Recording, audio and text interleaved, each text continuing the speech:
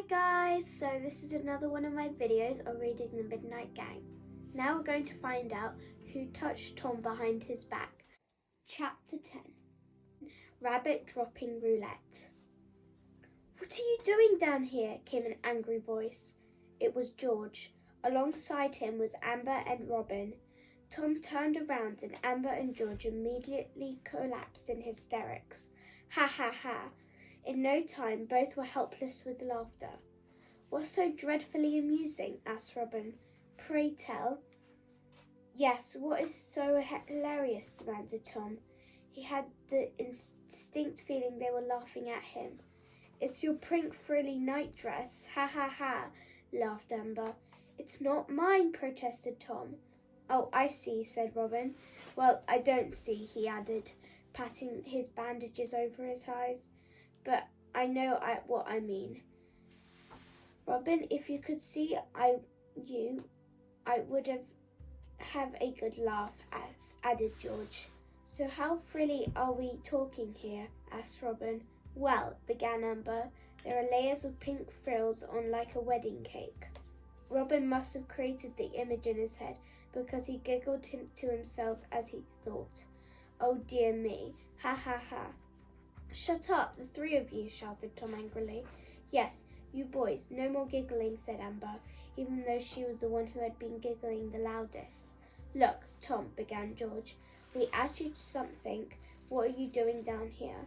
"I was following you," replied Tom. "What are you doing down here?" "We're not seeing," replied Amber. "Now you go back to bed, annoying little twit." "No, I won't," replied Tom. "Get back to bed," added George. "No," replied Tom defiantly. "I won't. I'd slap you if I could see where you are," fumed Robin. "Count yourself very lucky, ducky. I'll snitch on you all unless you let me come too," said Tom. The other three were stunned into silence. One thing that was looked down at Tom's boarding school was snitching.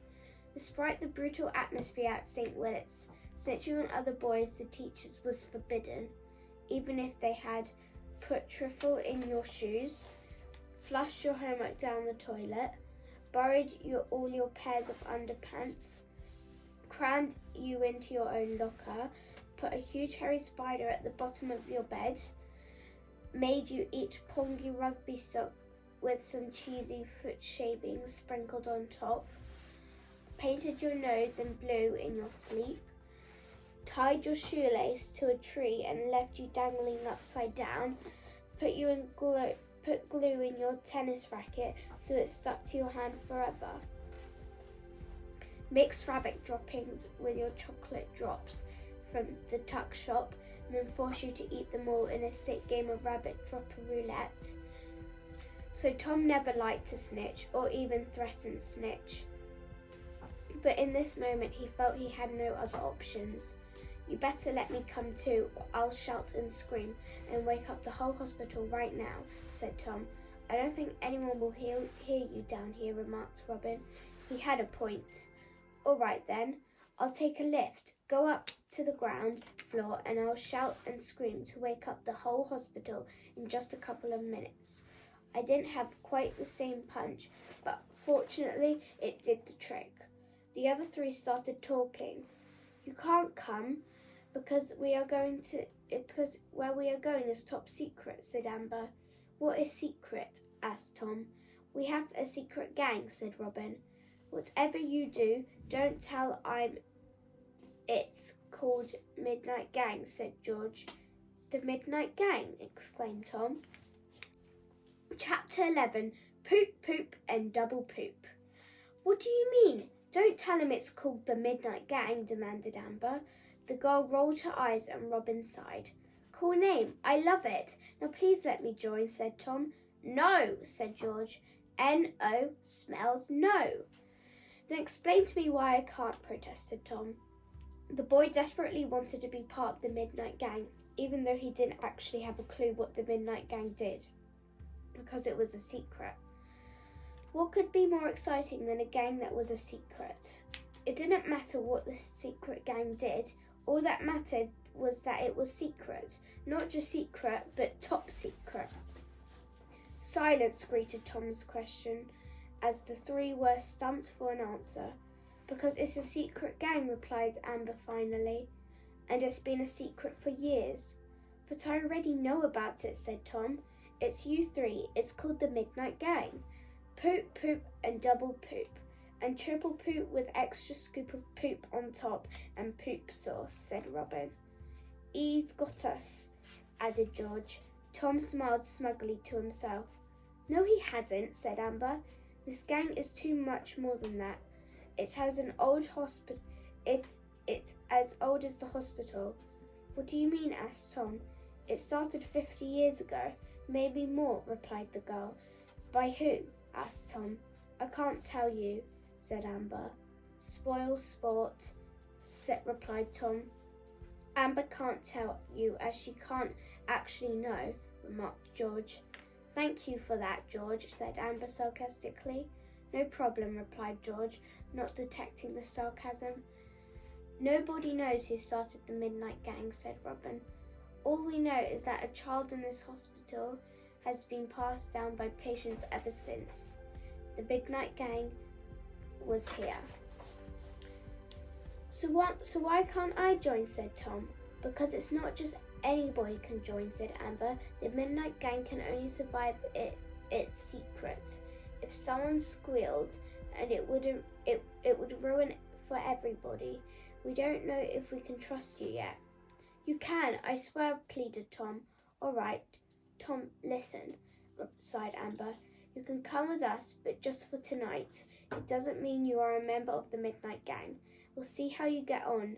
Tonight is strictly a trial period. If you pass the test, then you are in. Do you understand? Yes, replied Tom.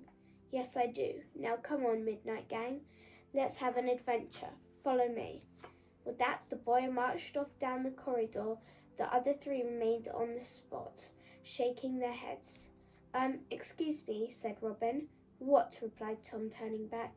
You don't know where you are going? Oh, yes, sorry.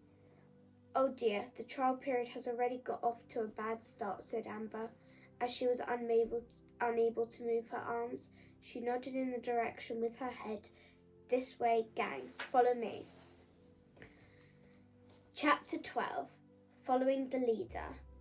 As Amber's arms and legs were in plaster, she was pretty helpless. If she had fallen out of her wheelchair, the girl would have struggled to get up. Most likely she would lie on her back with her arms and legs in the air like an upside-down beetle. However, by sheer force of will, Amber was very much the leader of the Midnight Gang. Down in the hospital basement, she barked orders to George and Robin, the newest member of the gang, Tom. Straight ahead, turn right, right again, left again, at the end of the corridor. George had been made to take over pushing Amber's wheelchair after Robin had bashed the girl into many walls.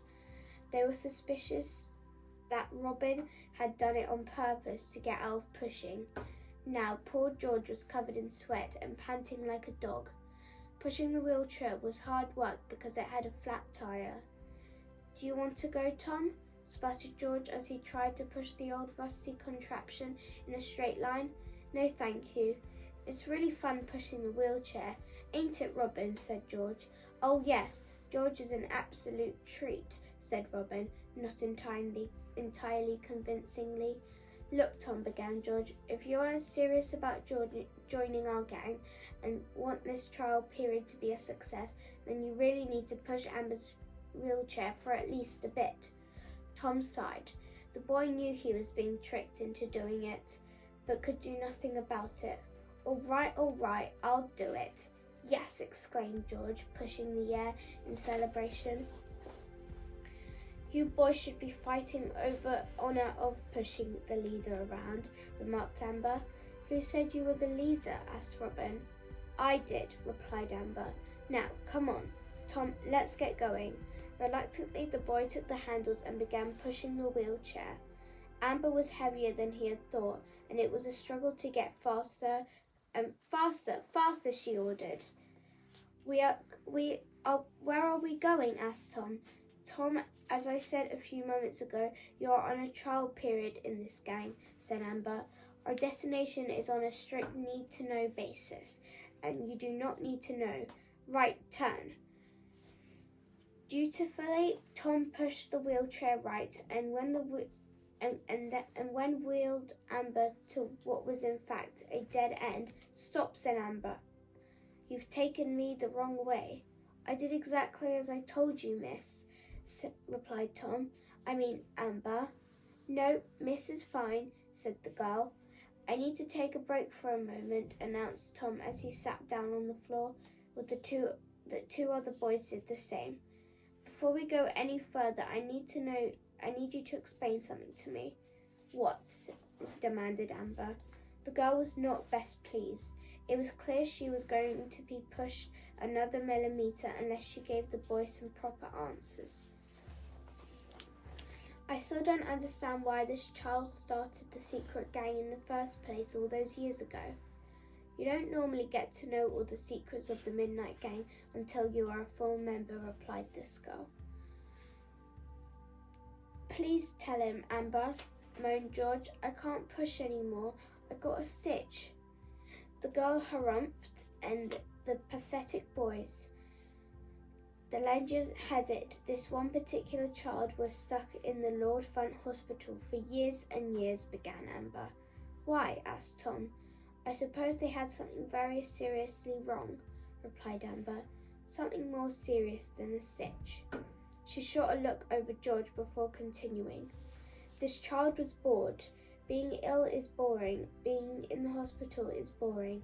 They longed for excitement. So one night, at midnight, the story goes, they had this brilliant idea to create a gang for them and all the other children on the ward. But what this secret gang do? Asked Tom. I'm coming to that, replied Amber. If you would please just let me get a word in the edgeways. In the darkness of the basement, Tom could just make out George rolling his eyes at him. Amber was certainly a strong character. No doubt she had to put Robin and George in their place many times since they had admitted to the hospital. This one patient thought, why should all the children outside have fun when all the other kids couldn't even leave the hospital? Why don't all the kids on the children's ward work together to make one of their dreams come true? Starting every night at midnight. Why midnight? Because the grown-ups would not approve. The child knew they had everything in their power to stop the gang if they found out about it. So it had to swing into action only after the grown-ups had all gone to bed. Then over time, as children left the ward, when they recovered from their injuries or illnesses, new children would come, and if the Midnight Gang members thought a new patient could be trusted, really trusted, if they were 100% sure they wouldn't tell the doctors or nurses or their parents or teachers or even their friends outside the hospital, then, only then, would they be invited to join. Do you think you would have invited me to join? Asked Tom. Probably not, replied Amber curtly. Why not? Demanded the boy, more than a little hurt. To be honest, you seem a little bit of a weed. A weed? Yes, a weed. Gosh, all that fuss just because you were hit in the head by a tennis ball. It was a cricket ball, protested Tom. Same thing, remarked George. No, it's not, exclaimed Tom. A cricket ball is much, much heavier. Yes, of course it is, replied Amber sarcastically. I imagine they are so heavy a wimp like you could struggle to pick one up. The other boys chuckled as Tom sulked. He knew he was not an Olympic athlete, but in the making, but he never realized people might think he was a wimp. Come on, Tom, don't sulk, said Amber. I suppose the Midnight Gang is nothing more than an idea, really, mused Robin. One that passed from child to child. Like knits? Asked George unhelpfully. Yes, exactly, like knits, George, exclaimed Robin. You are really a genius. The Midnight Gang is exactly like knits, but without this scratchy heads, especially shampoo.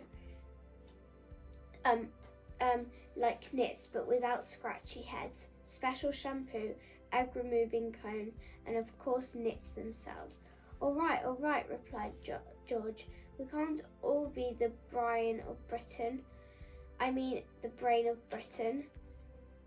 If the Midnight Gang isn't passed on, then one day it will die out, continued Amber. We must all remember, even the leader herself, that is not something that can be done on your own, especially if you need someone to push you around in a wheelchair, remarked Robin. The Midnight Gang can only succeed if all members work together, said Amber. But to do what? Asked Tom. This is the best bit, whimpered Amber, to bring one of the children's dreams to life. Okay guys, so that's it for today. So next time we're going to be reading chapter 13, Funk. I hope you have a very good night's sleep, and bye!